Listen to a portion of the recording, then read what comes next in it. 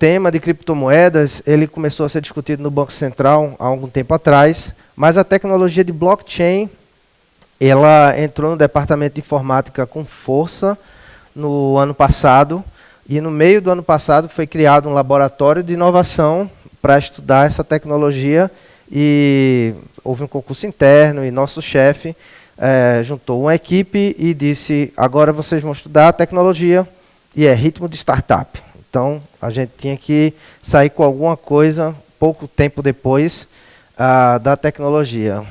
Então, a gente fez um sprint de imersão e depois a gente começou a ver os cases do Banco Central, onde a tecnologia poderia ser aplicada com benefício para o negócio.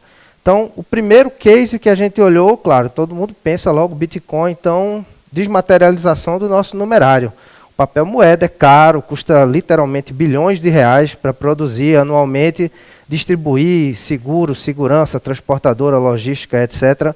Mas esse case, ele, apesar de ser importante e estar sendo tratado dentro do Banco Central, ele não foi escolhido para ser o primeiro caso de teste da tecnologia, porque ele não tinha requisitos bem definidos nem de negócio, nem econômicos, modelo econômico, nem um modelo tecnológico para a plataforma. Então, a gente olhou outro case.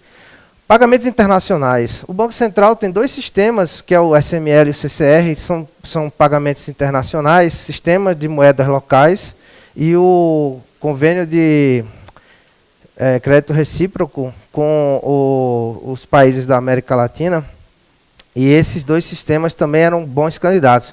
Mas como tinham convênios internacionais envolvidos, e já eram sistemas prontos, funcionais e no mercado, o time achou que não era a melhor forma de começar a aplicar a tecnologia, apesar de, novamente, os estudos nessas iniciativas continuam lá dentro do banco e provavelmente em algum tempo teremos novidades. Então, a gente procurou outro case que é bem conhecido da área de blockchain, que é o Know Your Customer, que é um cadastro de clientes. Isso aí é bem comum, todo mundo que abre uma conta no banco tem que passar por um processo, o banco tem que conhecer quem é você, porque ele se responsabiliza por alguma transação que você faça ilegal, o banco responde junto. Então, e para cada banco que você abre conta, você faz de novo o mesmo processo. Então, isso aí seria ótimo se só fizesse uma vez, por exemplo, e fosse reaproveitado. Mais uma vez, esse não tinha os requisitos muito bem definidos, tinha uma negociação grande, então ficou para outro momento, está sendo tratado. E surgiu outro projeto, que esse aqui é já a faceta de governo do Banco Central. Existe uma dificuldade de trocar informações, integrar os órgãos do governo, ministérios, Receita Federal, Bacen e outros. Então, surgiu essa ideia de criar uma plataforma para a troca de informações. Eu vou falar dela um pouco mais à frente ainda na palestra de hoje. E esse case aí, que caiu como uma luva nas necessidades do laboratório, era para tratar de sistemas de pagamento domésticos, né? Hoje, o sistema USPB, que é o sistema de pagamentos brasileiros, é um dos mais evoluídos do mundo. E, por incrível que pareça, é muito bom. E nós temos um sistema lá chamado STR, que ele precisava de um backup. Então, a gente começou a tratar esse sistema, e foi a primeira experiência com blockchain na área de tecnologia do Banco Central. Então, por que SALT? O SALT é o sistema alternativo de liquidação de transferências. Ele serviria ou servirá como um backup, uma contingência ao STR. Os requisitos dele eram claros e conhecidos. A tecnologia atual para esse sistema, eu vou explicar já por quê, é insuficiente para atender, e os requisitos de resiliência dele eram mais importantes do que de escalabilidade. Então, o nosso laboratório escolheu esse como prova de conceito das tecnologias e fizemos implementações nessas 4 plataformas, apesar de termos estudado outras plataformas também, e no final eu vou mostrar os resultados como foram. Então, o sistema de transferência de reservas, ele o Banco Central, ele é o banco dos bancos. Então, quando um banco, todos os bancos têm conta no Banco Central, como a gente tem conta nos bancos. Quando um banco precisa transferir dinheiro para outro banco, ele usa um sistema chamado sistema de transferência de reservas, porque a conta dele se chama conta de reservas bancárias. Então ele usa esse STR quando ele precisa mandar dinheiro de um banco para outro, por algum motivo de interesse do banco, ou quando você faz um TED para alguém em outro banco. Esse TED normalmente passa por esse sistema. Existe uma alternativa que é na CIP também, mas esse daí é o sistema do Banco Central que movimenta as contas reserva bancária. Ele é um sistema importante para a economia, gira muitos reais nele, muito dinheiro. Então, o Banco Central tem esse sistema num site e tem ele num site alternativo, lá em Brasília, separado por não sei quantas milhas, com tudo duplicado, fibra ótica de um para outro, sincronizado em tempo real. Sempre que ocorre uma transação no site 1, antes dele ser efetuada, essa transação é replicada no site 2. E se o site 1 ficar fora do ar por qualquer motivo que seja, o site 2 ele automaticamente assume a operação e o sistema financeiro nacional continua funcionando sem percalços, sem problemas. Mas o que aconteceria se o site 2 caísse também? É difícil, Aldênio, é difícil? É muito difícil cair 2 sites com toda a infraestrutura redundante nos dois e a comunicação redundante entre os dois, tem energia redundante, telecom, máquina, tudo redundante.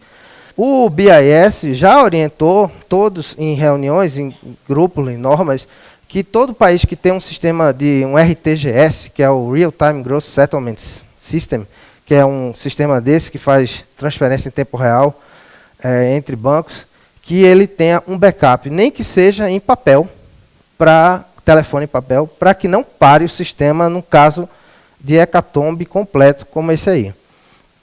Então, foi aí que entrou o SALT. Tem outra coisa. Esse sistema, mas você diz assim, só em caso de bomba atômica, que é difícil, aqui no Brasil não tem guerra, tudo bem. Mas já houve num país da Europa um bug no software que foi para produção e esse bug corrompia o banco de dados do sistema equivalente deles lá, do RTGS deles.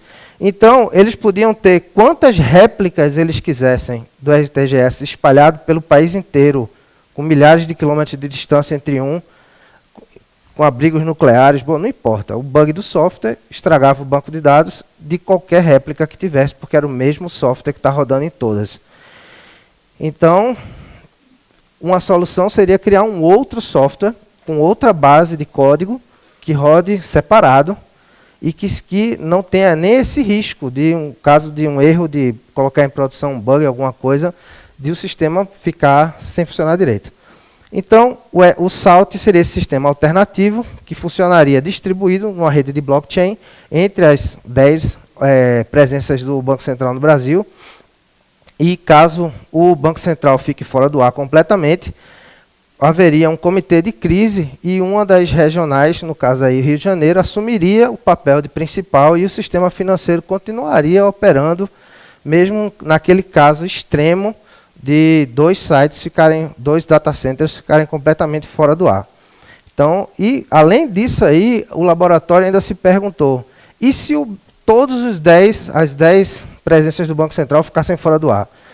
Essa foi uma questão que a gente levou até o fim dos estudos desse case aí, e a gente tentou achar essa solução. Porém, o resultado foi esse. As provas mostraram que a tecnologia tem potencial para resolver esse case e outros, mas a gente não conseguiu, naquela época, isso foi no ano passado ainda, que as plataformas disponíveis, aquelas 4 e outras que a gente viu, atingissem simultaneamente a independência da operação, da presença do Banco Central no sistema, a garantia de um saldo positivo, ou seja, ninguém podia transferir para outro um dinheiro que não tinha, e a privacidade dos saldos, ou seja, um banco não teria acesso ao saldo nem ao valor do que estava sendo transacionado na rede.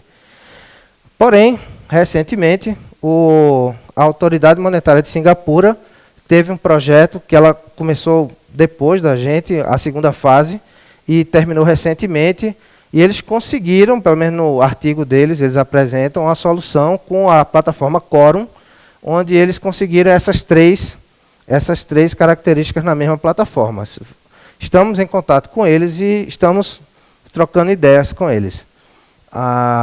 Aqui está o link para o paper que foi publicado sobre esse primeiro trabalho, e agora eu vou falar do outro projeto. Esse projeto de colaboração e troca de informações entre instituições do governo, a princípio, mas pode ser com outras instituições também.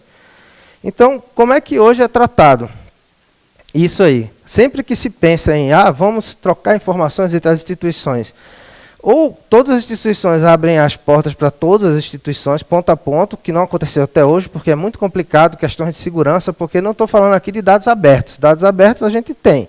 Estou falando de dados sigilosos, mas que precisam ser compartilhados entre um pequeno grupo de instituições, porque faz parte do negócio em comum dessas instituições.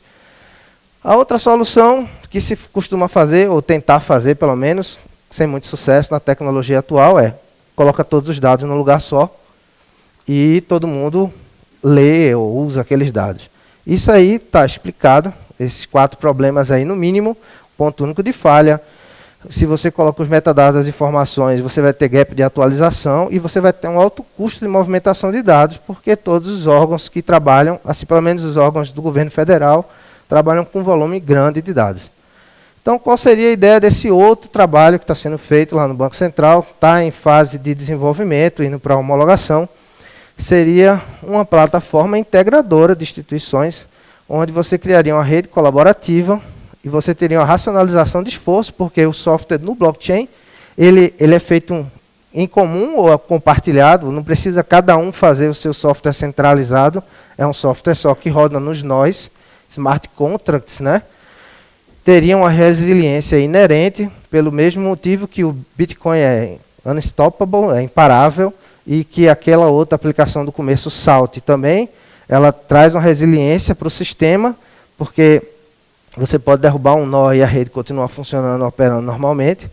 Você reduziria o gap de atualização, porque cada órgão teria o seu nó da rede e ele estaria sempre atualizando só a parte que lhe mantém, lhe diz respeito, e você ainda teria visibilidade e auditabilidade sobre os dados trafegados, uma vez que eles seriam trafegados pelo blockchain e eles estariam para sempre registrados, assinados, com assinatura digital e tudo reconhecido ali.